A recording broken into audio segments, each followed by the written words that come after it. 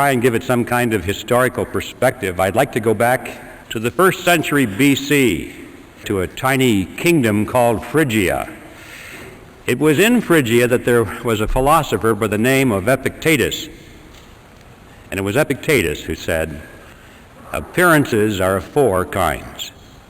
Things either are as they appear to be, or they neither are nor appear to be, or they are but do not appear to be, or they are not and yet appear to be. There'll be a quiz on this. When I read that statement, I was sure that if Epictetus were alive today, he probably would be a Harvard professor of banking and economics. Because doesn't that sound like the kind of explanations that we get when you read through the Federal Reserve bulletins trying to tell you what the money aggregates are and that kind of thing? See, what Epictetus did was he took a relatively simple concept, but by the time he was through explaining it, we didn't have any idea what he was talking about. And this is so commonly done today by the experts. Nevertheless, I thought that his statement was pretty good because it provided us with a track to run on, kind of a theme for this presentation.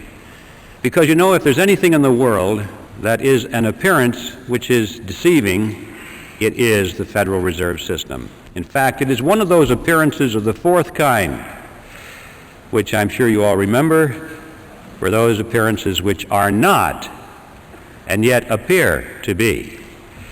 So I'd like to use that as my theme for this topic and come back to it now and then during the progress of this presentation, if I remember to do that, and use it as a punctuation point here and there, and as a reminder of one of the most important aspects about the Federal Reserve System that there is to comprehend, and that is that there are a lot of deceptive appearances going on here.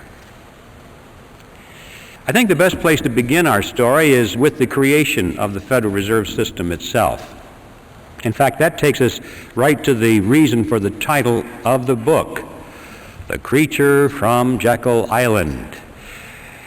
For those of you who are not yet familiar with the background of this story, you should know that Jekyll Island is a real island. It's off the coast of Georgia, and it was on that island in 1910 that the Federal Reserve System was conceived at a highly secret meeting that took place there. When things are done in secret, there's usually something to hide. And so I'd like to tell you that story and document it so that we can find out, first of all, that there was a meeting, that the Federal Reserve was indeed created there, that indeed there was a great deal of secrecy, and then we'll ask the question, why the secrecy? In 1910, Jekyll Island was completely owned by a small group of millionaires from New York. People such as J.P. Morgan, William Rockefeller, and their associates. This is where their families came to spend the winter months. It was a resort island. It was called the Jekyll Island Club. And on the island there was a magnificent clubhouse, which was the center of their social activities. You can visit that clubhouse today. As a matter of fact, the island has since been purchased by the state of Georgia, and the clubhouse has been fully restored. It's a beautiful thing. And if you take the tour, you can walk down the corridor there, and there will be a room, and on the door to that room is a brass plaque, and it says, "The Federal Reserve System was created in this room." So there's no secret about this part of it. It's a matter of public record. So this is how that story came to pass.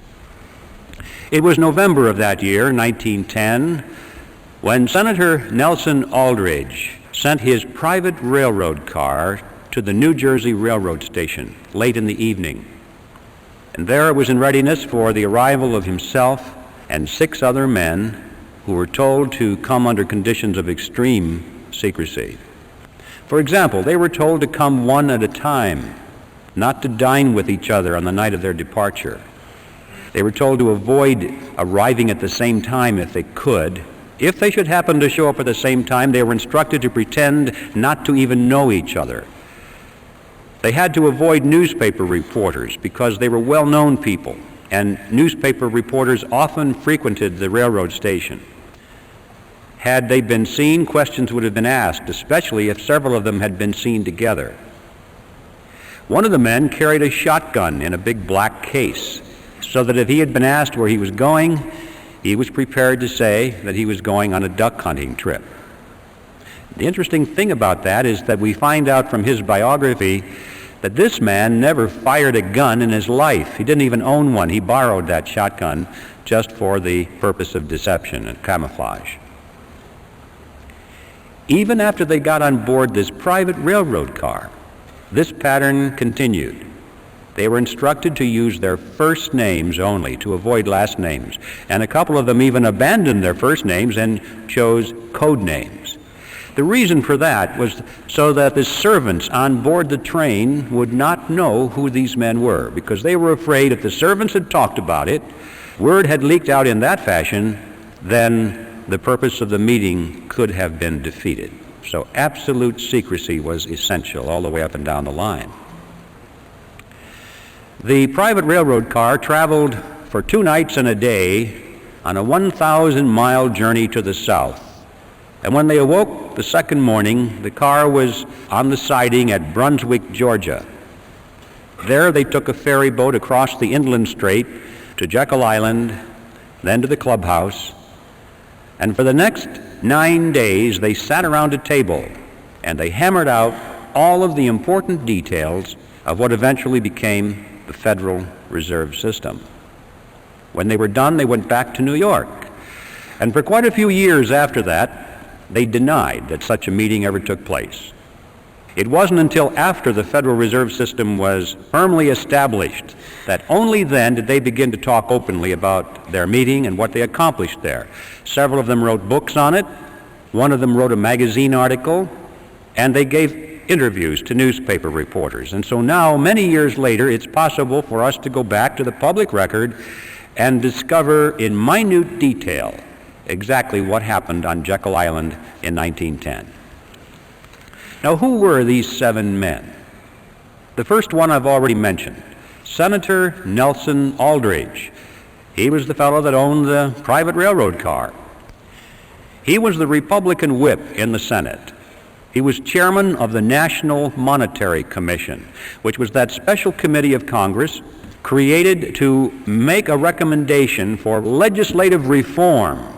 Banking reform, they called it. They wanted to reform banking in America because the American people were very concerned over the concentration of financial power into the hands of a small group of banks and investment firms in New York on Wall Street.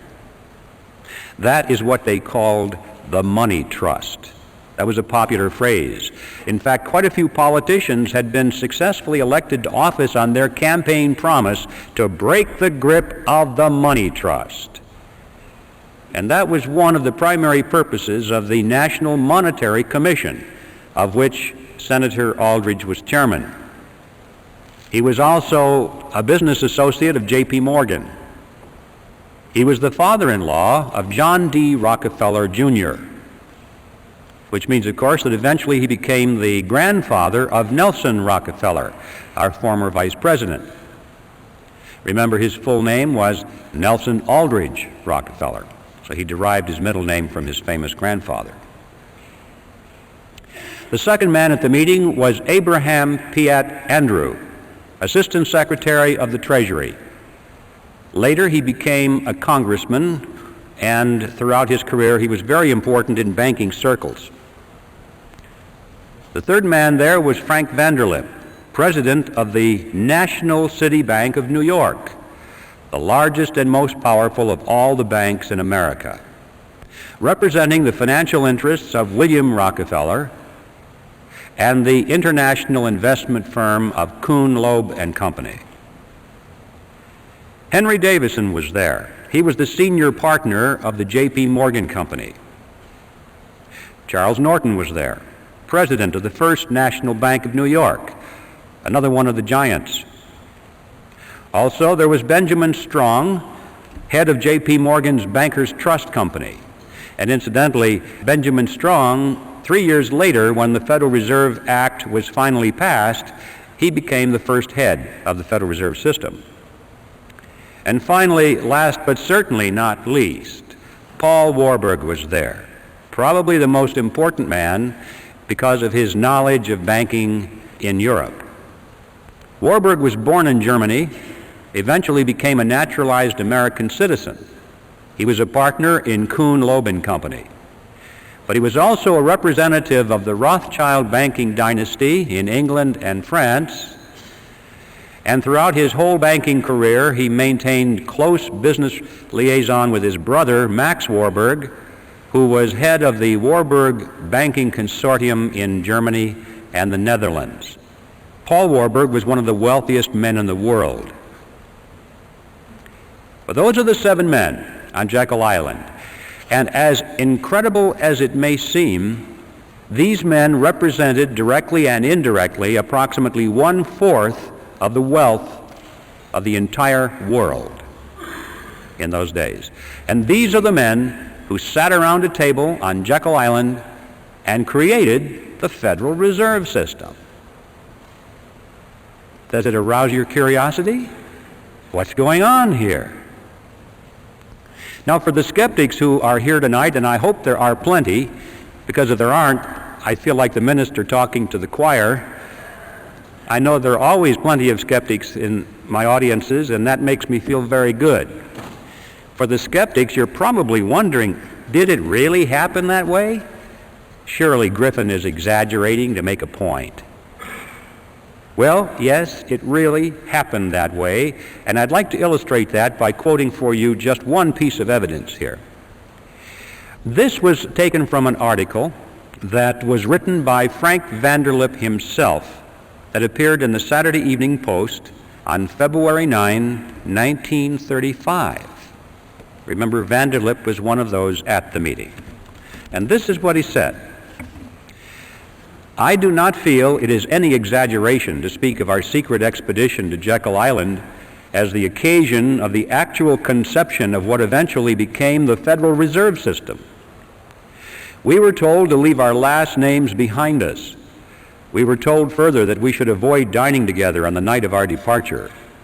We were instructed to come one at a time and as unobtrusively as possible to the railroad terminal on the New Jersey littoral of the Hudson, where Senator Aldrich's private car would be in readiness attached to the rear end of a train to the south.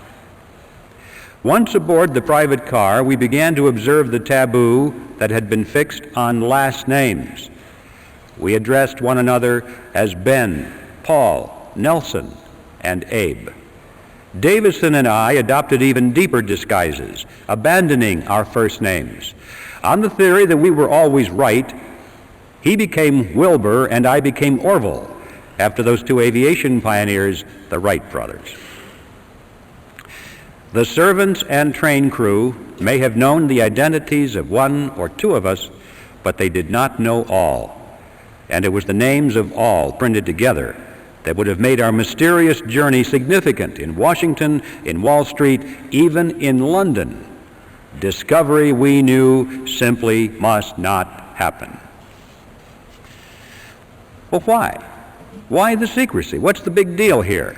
What's wrong with a group of bankers going to a private location and discussing banking or banking legislation? And the answer to that is provided by Vanderlip himself in the same article. He said, if it were to be exposed publicly that our particular group had got together and written a banking bill, that bill would have no chance whatever of passage by Congress. Why not? Because the purpose of the bill was to break the grip of the money trust. And ladies and gentlemen, it was written by the money trust. It's as simple as that. Had the public been aware of that fact, at the beginning we would never have had a Federal Reserve System. That was like asking the fox to build the hen house and install the security system. Absolute secrecy was essential for that reason. Congress would never have gone for it. The public would never have gone for it. So there we're face to face with a very important fact about the Federal Reserve System that is not generally known today. It certainly wasn't known then. And that it was formed in secrecy because there was deception at work here.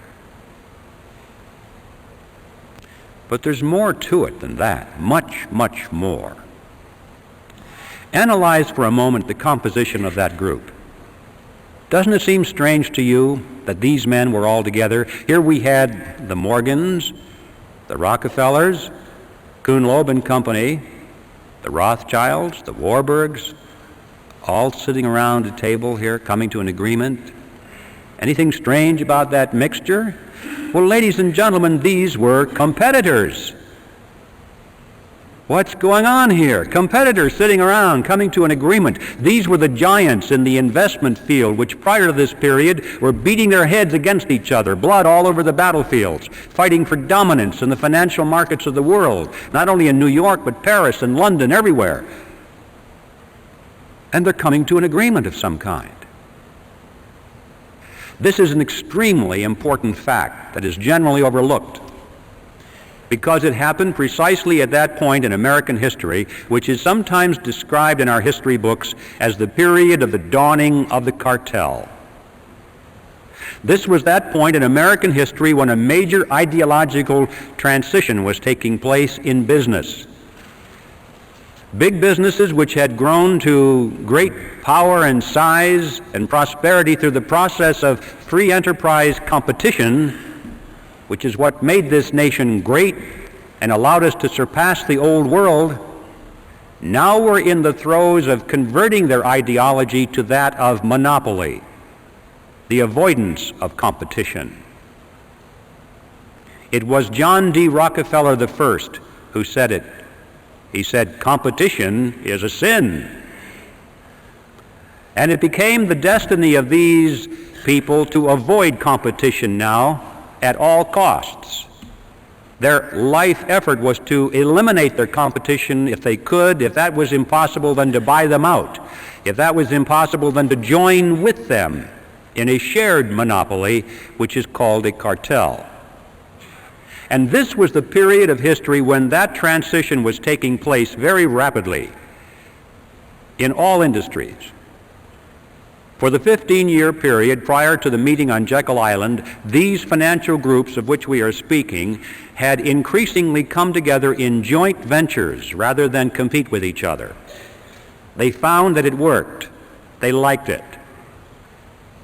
And the meeting on Jekyll Island was the culmination of that process. And now we come to the second astounding realization about the Federal Reserve System, is that it is not a government operation at all. It is, in fact, a cartel. They created a banking cartel and legalized it by law, passed a law to make it legal and to enforce it. That is an amazing understanding of the Federal Reserve that you're not going to find taught in your textbooks. It is a cartel.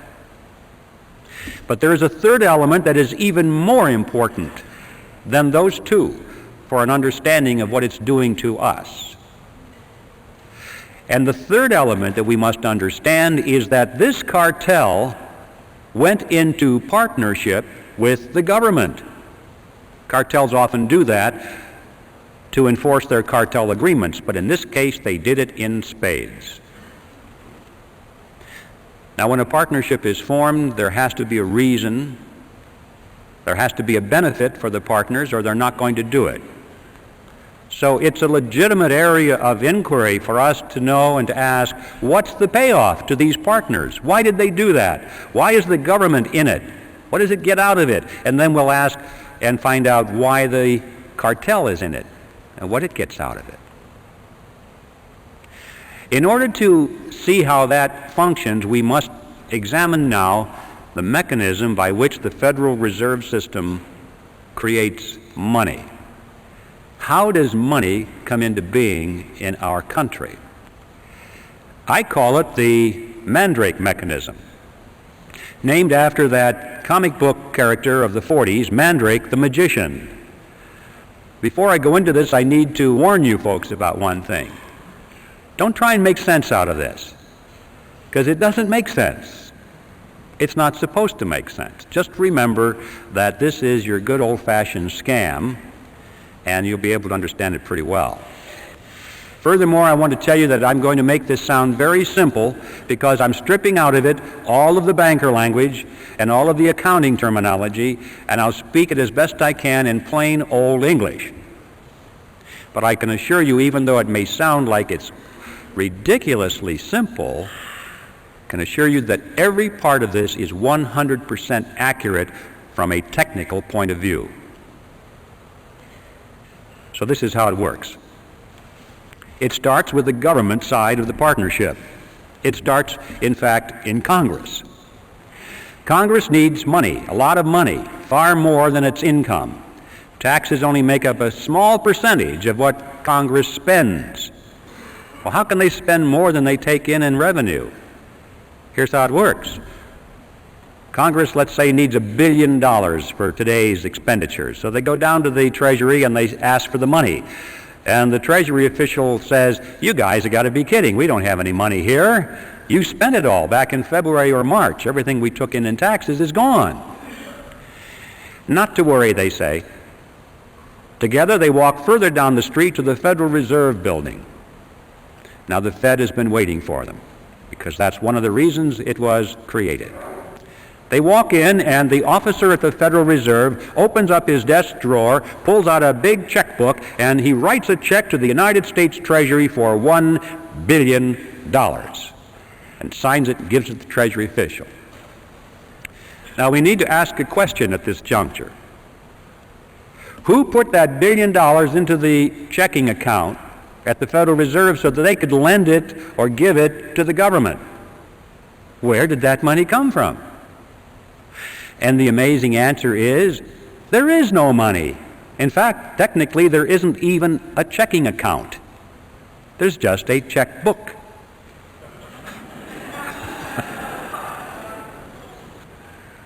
And that $1 billion springs into being precisely at the instant that the officer signs the check. Now, if you and I were to do that, we would go to jail. But they can do it because Congress wants them to do it. This is, in fact, the payoff. This is the reason the government is in this partnership, because the government has instant, easy access to any amount of money at any time without having to go to the taxpayer and ask for it in the form of direct taxes. If they had to go to the taxpayer and say, well, we want to spend this, this, and this, we're going to raise your taxes another $3,000 per family this year, they'd be voted out of office. Not a popular thing to do. They like the mandrake mechanism. But that's why the government is in it. But why is the banking cartel in it? To answer that question, we'll go back to that $1 billion check and follow some of the money. The Treasury official takes the $1 billion check and deposits it into the government's checking account, which is, of course, in a Federal Reserve Bank, so-called.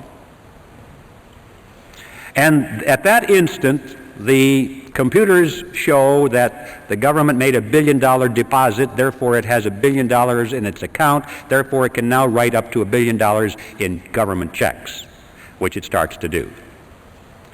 We'll follow just a $100 check that it writes to the postal worker that delivers our mail. He takes it now and puts it into his checking account in his personal commercial bank down the street. Now the money is finally out of the Federal Reserve Bank, so-called, out of the government side of this partnership, and it's finally into the banking side, commercial bank. $100 has been deposited, so the banker goes over to the loan window and opens it up, and he says, attention everybody, we have money to loan. Somebody just deposited $100. We have money to loan. And this makes everyone joyous because that's one of the reasons they go to the bank, is to borrow money. It's nice to know there's money to loan. So they line up for the money. But they're a little concerned because it was only $100, but the banker says, don't worry, we can loan you up to $900 on that. How is that possible? How can the banks loan $900 when there's only $100 in deposit? Well, it works like this. The Federal Reserve System says that the banks must keep no less than 10% of their deposits in reserve. The bottom line is that the $100 that was deposited there is 10% of $1,000, therefore the bank can loan up to $900, which is the difference. Now, where did that money come from? The answer is the same. There was no money. That springs into being at precisely the point at which the loan is made. Now, let's analyze it. An important difference here between these two functions. The money that was created out of nothing and given to the government was spent by the government for its projects. On the other hand, the money that was created out of nothing for the banks, they didn't spend that for their projects. They loaned it to us for our projects. But they collect interest on that loan. So the bottom line is that they collect interest on nothing, which is not too shabby. This is why the banking cartel is in the partnership, because all of this becomes legal. Interest on nothing. What are the consequences of this? This money that is created out of nothing goes out into the economy, and these new dollars dilute the value of the old dollars that were already out there. It's like pouring water into the pot of soup. It dilutes the soup. When you pour all these new dollars into the economic pot, it dilutes the dollars that are there, and so prices start going up and up and up, and we have this phenomenon of inflation, which is the appearance of rising prices. I emphasize the word appearance because in reality prices do not rise. What's really happening is that the value of the dollar is going down. If we had a money which was based on gold or silver or anything else that had intrinsic tangible value that they couldn't just create out of nothing, you would find that prices would remain stable over a long period of time. And to illustrate that point, it's interesting to know that if we had lived in ancient Rome, we would have been able, with a 1-ounce gold coin, to buy a very fine toga, a handcrafted belt, and a pair of sandals. Well, today, what can we buy with a 1-ounce gold coin? We can go into any men's store and buy a very fine suit, a handcrafted belt, and a pair of shoes. The real price of those items hasn't changed in thousands of years when expressed in terms of real money. But when expressed in terms of those paper things we carry around, Federal Reserve notes, we call them dollars, they're not, they're Federal Reserve notes, they buy less and less and less because there are more and more and more of them being pushed into the economic pot of soup. We're still not done with the analysis. So we lost some purchasing power. Where did it go? Did anybody get it? People don't ask the question, did somebody get my lost purchasing power? It's as though, well, it just evaporated. It went up into heaven or someplace. It's just gone. No.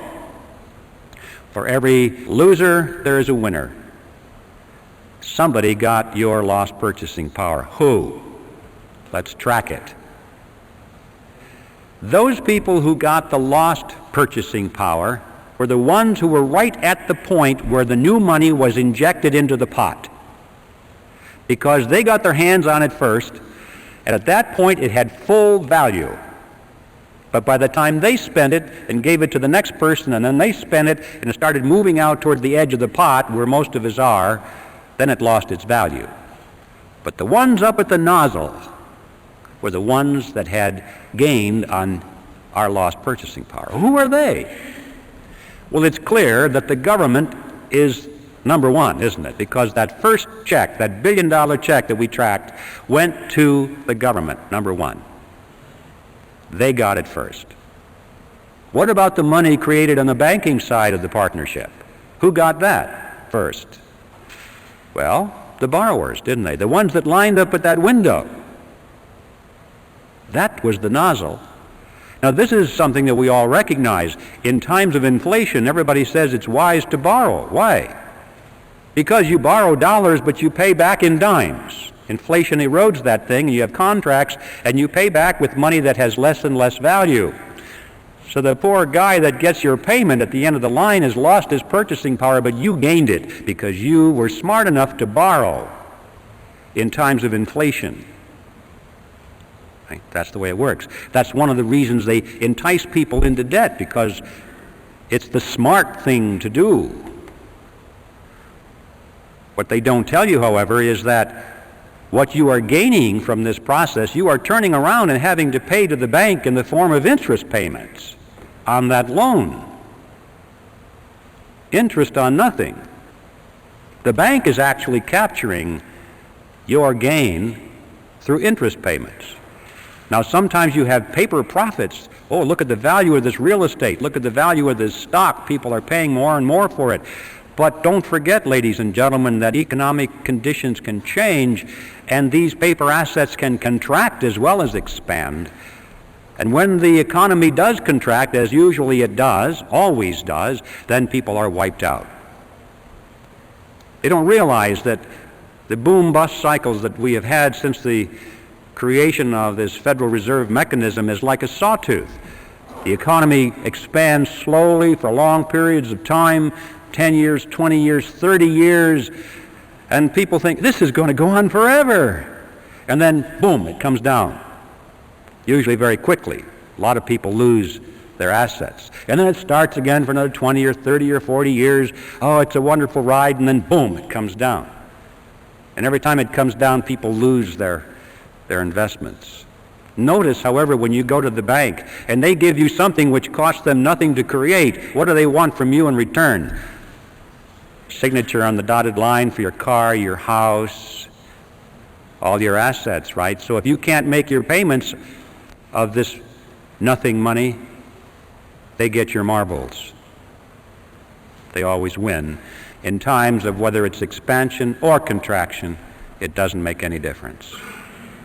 It was planned that way, carefully worked out. These people are scientists, ladies and gentlemen. This is the bottom line, that those who gain your lost purchasing power are the two groups that comprise the partnership in the Federal Reserve System, the government and the banking cartel. Now, this process is a tax. I don't care what you call it, inflation, or what name you want to give to it, it is a tax. If there's anything you remember about this presentation this evening, I hope it is this, that inflation is a tax. This is why these two groups are in the partnership. On the government side, they are able to tax their citizens in any amount, unlimited amounts of money, without the people even knowing that they are in fact paying a tax. And on the banking side, they're able to collect perpetual interest on nothing. Well, let's go back to Jekyll Island. We have a lot to learn on that island back in those days, because all of what's happening today was germinated right there around that table for 9 days. They had a particular problem, which was what to call this creature. You see, this partnership between government and banks was not new with the Federal Reserve System. It actually was conceived in Europe in the 16th century. And it was experimented and then finally perfected with the formation of the Bank of England in 1694. From that date forward, all of the governments of Europe had used this kind of a mechanism. Of course, they didn't call it the Mandrake mechanism like I do. They have another name for it, and that is a central bank. So, when it came time to bring the central bank mechanism to America, these fellows on Jekyll Island knew that's what they were doing, but they couldn't call it a central bank because Congress was already on record as saying they didn't want that, because they thought that what we needed in this country was something that was unique for the American economy. And these men debated what to call it, and this was their strategy. They said, first, let's call it federal, to make it sound like it's a government operation. Next, let's add the word reserve, to make it seem like there are reserves somewhere. Next, let's add the word system. This was far more important than it seems today, because remember, the primary concern was this concentration of power in New York. So they had to convince the American people that they were creating a system of banks spread over the geography of the whole country. First they were going to have 10, then they said, no, that's not enough. We need 12 regional banks to diffuse this power, or the appearance of diffusing it. Well, we realize today that what we got was not federal at all. There are no reserves anywhere. There's not a system in the sense of diffusion of power, and the Federal Reserve banks aren't even banks. So on all four words, we have appearances of the fourth kind. It was brilliant deception, and now the next step was to sell it to the public. The first draft of the Federal Reserve Act was called the Aldrich Bill because it was sponsored by Senator Aldrich, and Paul Warburg warned him against that. He said, Nelson, if you put your name on this bill, it's going to be voted down in Congress because you're so clearly identified with big business interests. And Warburg was right. Congress put thumbs down on it. The bill of the big bankers. Well, it was a minor setback. They took their bill, they scrambled the paragraphs around a little bit, took Aldrich's name off of it, and found a couple of Democrats to sponsor the bill. Now this was different, because everybody knew that the Republicans represented big business, but they also knew that the Democrats, on the other hand, represented the common man, the working man, the fellow on the assembly line, like Ted Kennedy.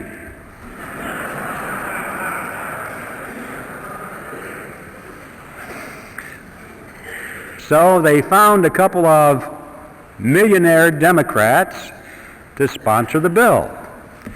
Carter Glass in the House and Senator Robert Owen, who was himself a very successful banker, sponsored the bill, and now it was the Glass-Owen bill.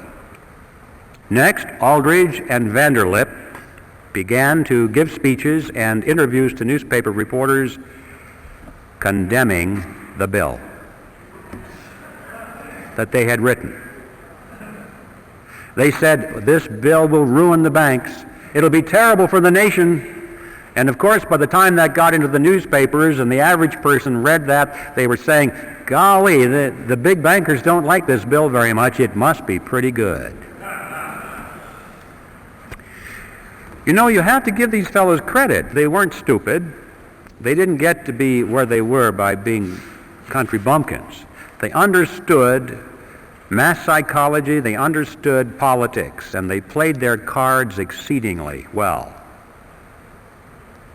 Meanwhile, these same individuals were, out of their own pockets, financing so-called grassroots study clubs that were springing up all over the country, holding public meetings, printing and distributing pamphlets extolling the virtues of the Federal Reserve Act. They gave huge amounts of money to some of our better-known universities in America, established new departments of economics, handpicked their own people to be the professors to chair those departments. And then those professors began to give speeches and write scholarly essays about how wonderful the Federal Reserve System was. And then at the insistence of Paul Warburg, they added a few excellent provisions to the bill, provisions which seriously restricted the ability of the Federal Reserve System to create money out of nothing. And Warburg's associates said to him, Paul, what are you doing? We don't want that in our bill. And his reply was classic. He said, "Relax, fellas, don't you get it? Our object is to get the bill passed. We can fix it up later." It was because of those provisions that they won over the support at long last of William Jennings Bryan, who was the head of the populist movement. He had opposed this bill from the beginning, but when he saw those excellent provisions in there, he said, "Oh, well, I guess now I can support this bill." And with his collapse of opposition, the road was now clear, and everybody was for, almost everyone, except a few lone voices, was for the Federal Reserve. And indeed, they did fix it up later. Since the Federal Reserve Bill was passed, it has been amended over 100 times. And every one of those excellent provisions were long ago removed, and many more have been added, which greatly expanded the power and reach of the Federal Reserve System. And so with this professional, brilliant strategy and deception, it is no surprise that eventually the public and Congress was solidly for the Federal Reserve System. And the bill was passed on December 22nd, 1913, and the creature from Jekyll Island finally moved into Washington, D.C. I'd like to focus for a moment on what are the objectives of the Federal Reserve System, because we're told that the purpose of the Fed is to stabilize the economy and to put an end to chaotic banking. One of the more popular textbooks used in our colleges and junior colleges today is a textbook on economics written by Paul Samuelson. And here's what he says. He says the Federal Reserve sprang from the panic of 1907 with its alarming epidemic of bank failures. The country was fed up once and for all with the anarchy of unstable private banking. Well, that's what he said, and that's what the students are learning. Let's not challenge that for the moment. Let's just take it at face value, because this is the official doctrine, isn't it? The purpose of the Fed is to stabilize the economy and to protect the people. That's why they're raising our interest rates right now. That's what Greenspan says. Why is he doing this? To help people, right? To stabilize the economy so we won't have massive inflation. It's for you folks that he's doing this. See? That's what he says. And if you're trying to figure it out on the basis of these official pronouncements, you'll never get it. Let's just take this official pronouncement at face value for a moment and see how well it's doing. Let's give it a report card. Since the Federal Reserve was created, it has presided over the crashes of 1921 and 1929, the Great Depression of 29 through 39, recessions in the years 53, 57, 69, 75, and 81, a stock market Black Monday in 87. We all know that corporate debt is soaring. Personal debt is greater than ever. Both business and personal bankruptcies are at an all-time high. Banks and savings and loan associations have failed in larger numbers than ever before. Interest on the national debt is consuming half of our tax dollars. Heavy industry has all been but replaced by overseas competitors. We're facing an international trade deficit for the first time in our history. 75% of downtown Los Angeles and other metropolitan areas is now owned by foreigners, and over half of the nation now officially is in a state of recession. Now that's the report card of the Federal Reserve System after 80 years of stabilizing our economy. I don't think it's even controversial to say that it has failed to meet its stated objectives. The only controversial issue is, why has it failed? And my answer is, because those have never been its true objectives. What are its true objectives? Well, what are the objectives of any cartel? To enhance the profit margins of the members of the cartel and to stabilize their position in the market. If we hold that in mind, now we get a different picture folding before us. Now they're not failing at all. They're succeeding. There were three objectives that the bankers had, the ones on Jekyll Island. They had three objectives in 1910 through 1913 that they wanted the Federal Reserve System to accomplish for them, and they were very verbose on the topic. And here they are. They said first they wanted to stop the erosion of their power away from New York. That's right. Exactly the opposite of what the Federal Reserve System was supposed to accomplish. That's what they wanted. This is a good point to mention that when we talk about the cartel, I'm not talking about the small banks that are struggling for survival under the Federal Reserve System. Remember, John D. Rockefeller said competition is a sin. And one of the purposes of the cartel was to put a check on the competition from these new banks. Keep them in their place, eliminate them if possible, and to do so through regulation, setting up conditions that the big banks could afford to handle, but the small banks could not handle. So I'm not talking about your local banker now, I'm talking about the New York cartel. That was objective number one. Objective number two was to reverse the trend of what they call private capital formation. Now that's banker language for a trend in which individuals or businesses use their own savings for something instead of going to the bank and borrowing money for it. At the turn of the century, there was a trend toward private capital formation in business particularly. Businesses were holding back a certain portion of their dividends each quarter, putting that money into a sinking fund, and then as the capital formed or as they saved more and more money, then they used their own savings to build a new factory or to launch a research and development project or whatever. And the banks were extremely concerned over this trend. They wanted to entice businesses back into the banks to borrow money. And they knew that the only way to do that is to lower interest rates. And you may say, well, why didn't they just lower interest rates? Because you're thinking in terms of today, not then. Today it's easy if you're the Federal Reserve System to lower interest rates because they have the lever to move it either way, up or down, totally within their control. But in 1913 there was no lever because the money in those days was backed by gold and silver. And you can't hook a lever onto that kind of money. Under those conditions, interest rates are the result of the natural forces of supply and demand. People cannot control it. I mean, individuals or committees cannot control it. Millions of people interacting in freedom control it, supply and demand. But it's not subject to political control. And they knew that the only way that they could get people into the banks is to artificially depress the natural interest rate. How do you do that? They said that the answer was through a flexible currency. They said what the nation needed was a flexible currency to meet the demands of industry. Well, what is a flexible currency? It's not this stuff that bends.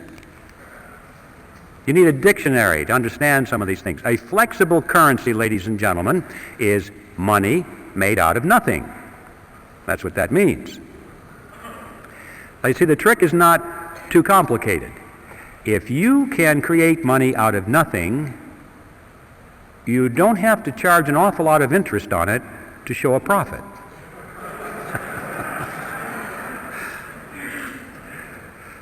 So, with a flexible currency, they could lower the interest rates below the natural level, still make plenty of profit on it, and entice the businessmen back into the banks.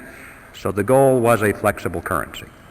That was objective number two, and objective number three was to pass on the inevitable losses of the banks, pass them on to the taxpayers in the name of protecting the people. Now, those are the true objectives of the Federal Reserve. Let's now issue another report card and see how well it did. Did it keep control with the larger banks in New York? And the answer is yes. We have big banks in the West and in the South, but they are nothing compared to these mega banks in New York, which stride the world with offices in Peking and Moscow and Africa, everywhere. The big banks continue to dominate. It gets an A on its report card for retaining control in New York. What about reversing the trend toward private capital formation? Boy, did it ever. Interest rates have been pushed down over periods of time. They're so attractive that individuals and corporations thought they were crazy not to take advantage of those low interest rates. Why save your money? That's stupid. So they were all enticed into the banks because of a flexible currency. Then, of course, they get loaned up to the eyebrows and something happens in the economy and you can't service your debt anymore, you go bankrupt. Right now, there are many corporations and individuals just hanging in there by the skin of their teeth because they're trying to service their debt. And it's an amazing fact that many of these large corporations are now sending more money every quarter to the banks as interest payments than they send to the stockholders as dividends. Just think about that. The banks, who made the money out of nothing, are making more money out of large segments of our industry than the people who worked for their money, saved their money, invested their money, risked their money to purchase ownership shares in those corporations. And the Federal Reserve System gets an A on its report card because, indeed, with flexible currency, it reversed the trend toward private capital formation. Were they able to pass along their losses to the taxpayer in the name of protecting the people? Maybe you missed that part of it, but it's called bailout. The game called bailout. It is played something like this. Whenever one of the large banks gets into trouble because someone it has loaned money to, either a big corporation or a third world country, can no longer pay its debt, so the bank is in trouble.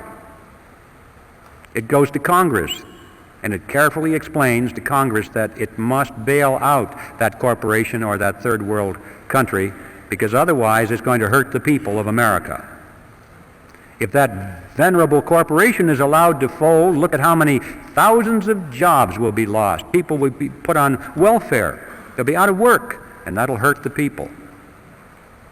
If that country down in South America cannot pay its loan, Uncle Sam better pay it for him because otherwise the venerable bank in New York will have to write the loan off of its books, and then technically it'll be bankrupt. It may have to close its doors. It would collapse. And look at the thousands of people who have money in that bank who would be hurt by that. And who knows, that bank is such a big bank, if it fell, it might be the first domino, causing all the other banks to fall. And we could have a major recession or depression on our hands, and look how the people of America would suffer. And so Congress dutifully runs to the front and says, yes, yes, we don't want any of that to happen. And they vote the funds to guarantee the loans, or in some cases to make outright payments to keep that river of interest payments going to the banks. Not the small banks, the big banks. Here are some of the games you may have missed. Penn Central Railroad was bailed out in 1970. Lockheed Corporation also in 1970, Commonwealth Bank of Detroit in 1972, New York City in 1975, Chrysler Corporation in 1978, First Pennsylvania Bank in 1980, Continental Illinois, the largest of the banks so far, in 1982, and all of those countries in the third world who can no longer make their interest payments are now making their payments because they got the money from the International Monetary Fund and the World Bank, which got it from the Federal Reserve System, which got it from you and me through the Mandrake mechanism. And my final topic before I reach the conclusion is one that I think you'll find interesting, and that is usury. In the old days, the biblical times, usury was defined as interest on a loan. Any interest on any loan was usury. Well, in modern times, that's been redefined to mean excessive interest on a loan. not moderate interest, because, this is in keeping with the concept that if we work hard for our money, we save our money, we don't spend it, we sacrifice its pleasure, and we loan it to somebody for their venture, we're entitled to a reasonable return for that sacrifice. A reasonable interest seems fair and logical to most people. But what is this thing, excessive interest? Thomas Edison said, "People who will not turn a shovelful of dirt on the project, nor contribute a pound of materials, will collect more money than will the people who will supply all the materials and do all the work." I wondered about that when I read it. I thought, was Tom exaggerating? So I got my calculator out and I punched in the numbers. I took, for an example, a $100,000 house to be built. I assumed that $30,000 was going to go for the land and the architect's fees and the permits, that $70,000 would go for the actual construction of the house, the labor and the materials. I assumed that the buyer would go to the bank, put 20% down, take out a 30-year loan at 10% interest. I punched in the numbers, and I found out that the borrower will pay to the bank in interest $172,741 as compared to $70,000 paid for those who did all the labor and did all the work. In other words, the bank will earn 2.5 times as much money as those who produced. You may say, well, yes, but don't forget the time value of money. When you save money and you sacrifice its use, and 30 years is a long period of time and all this. No, not this money, ladies and gentlemen. Nobody worked for this money. Nobody sacrificed. Nobody saved it. This money was created out of nothing. And I suggest that $172,741 interest on nothing is excessive. I think it's time for a new definition of the word usury.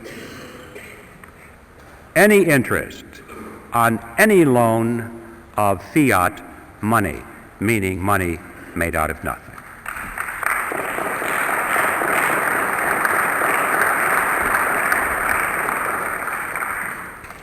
Now, this example of a $100,000 house, I should point out to you, is a grain of sand in the Sahara. This is nothing. You have to multiply this process by every house in America, by every hotel in America, every high-rise office building in America, every jet airplane, every automobile, every factory, every warehouse full of materials, every farm building, all the farm equipment.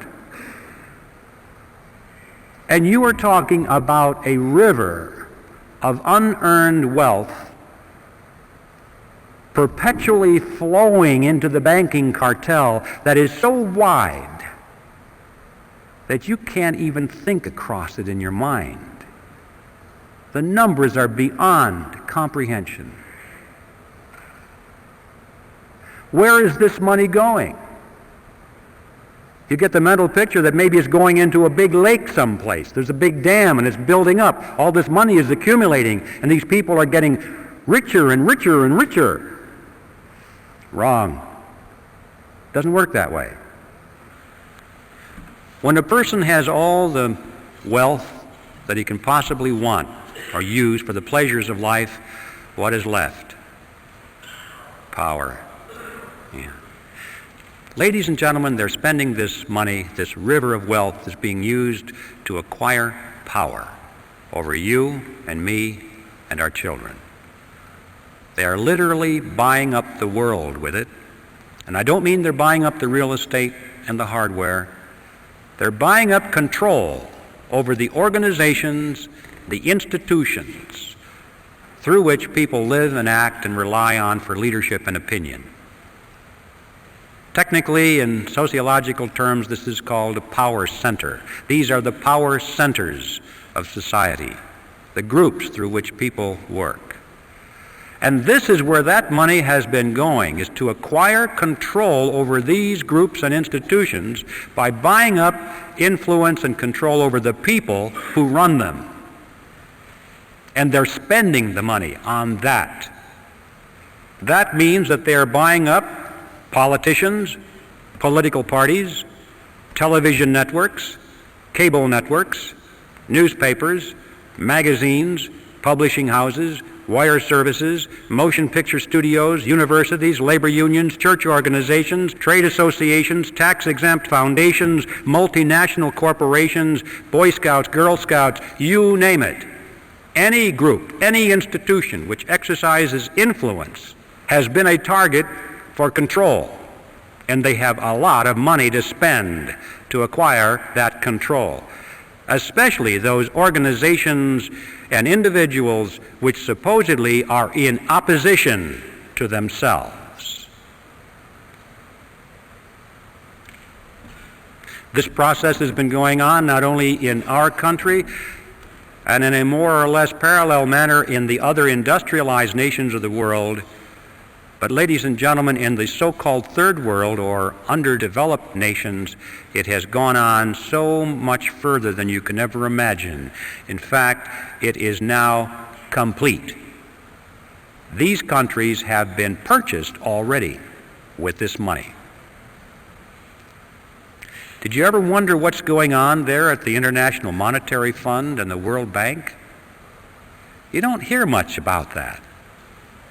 Every once in a while on the back page of the newspaper you'll read that Congress authorized another $100 billion to go to the IMF, to be loaned to some little country or given to them, and they explain to us that this is to raise their standard of living.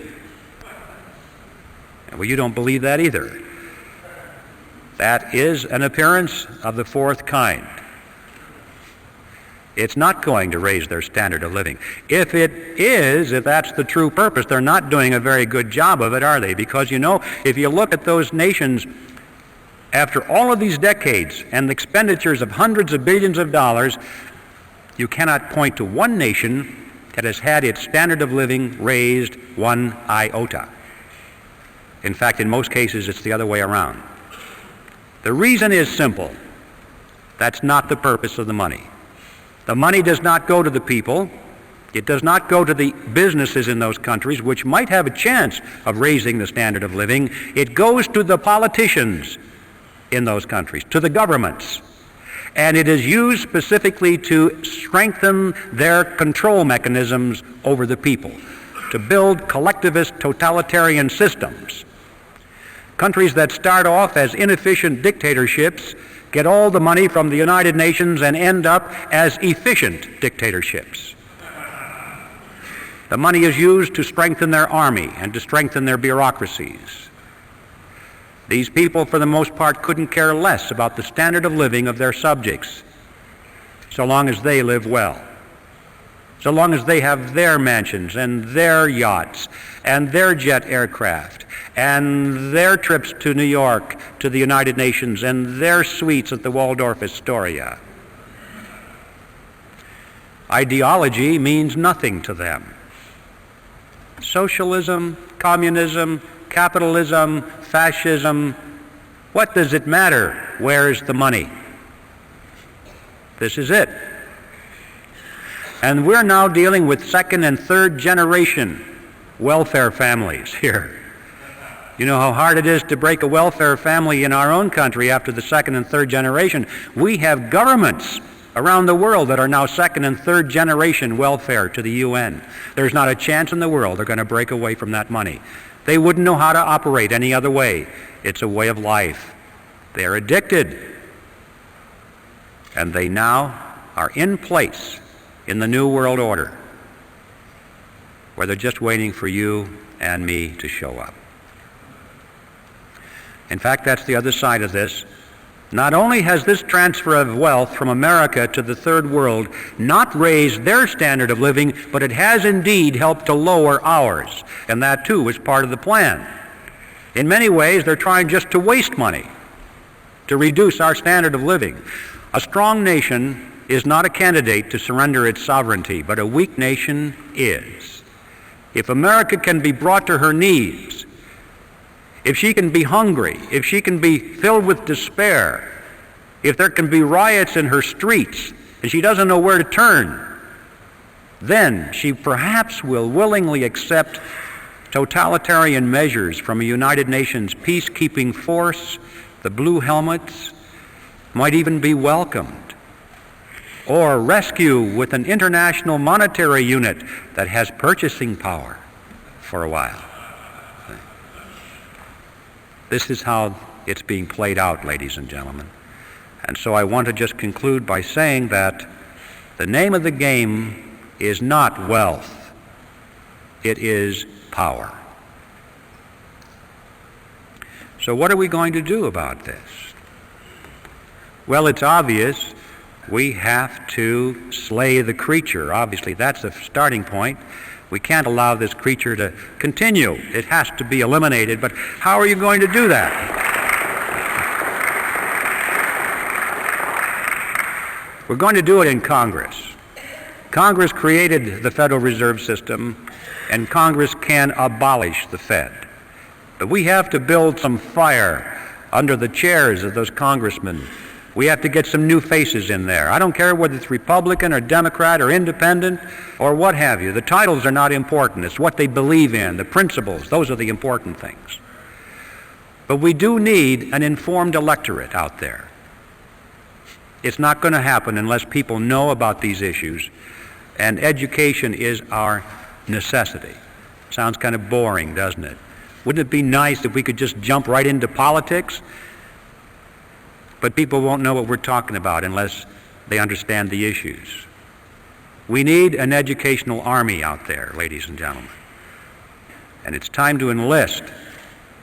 As Patrick Henry would have said it, in fact, as he did say it, our brethren are already in the field. Why stand we here idle? The bad news, the really bad news, is that time is running out. We used to talk about these things. I remember not too long ago, I would talk about some of these issues and people would look at me and say, "You got to be kidding. That could never happen in America." And now, when I talk about these issues, they lean forward and say, "How much time do we have left?" It's visible all around us. The New World Order is descending around us. I mean, they're preparing a world court of justice, a world taxing authority, a world monetary unit, a world army. As we speak, over half of our standing military right now is serving under foreign officers at the UN, and the process is rapidly moving. So, ladies and gentlemen, time is running out. Whatever you plan to do for your country or for your freedom, do it now. But the good news is, the really good news is that we still can do it. We still have time. We still have freedom. Instead of complaining about how bad things are or how late the hour is, we should rejoice over the fact that we can still meet as we are here tonight. We can still talk openly. We can still advocate such things as the abolition of the Federal Reserve System. We still have elections. We should rejoice on that fact. All we have to do is go out and work like our very lives and our freedom depended upon it. Because they do. And I think a good place to begin is to send Epictetus back to Phrygia and to convert that grand appearance of the fourth kind into a disappearance of the first kind. Thank you very much.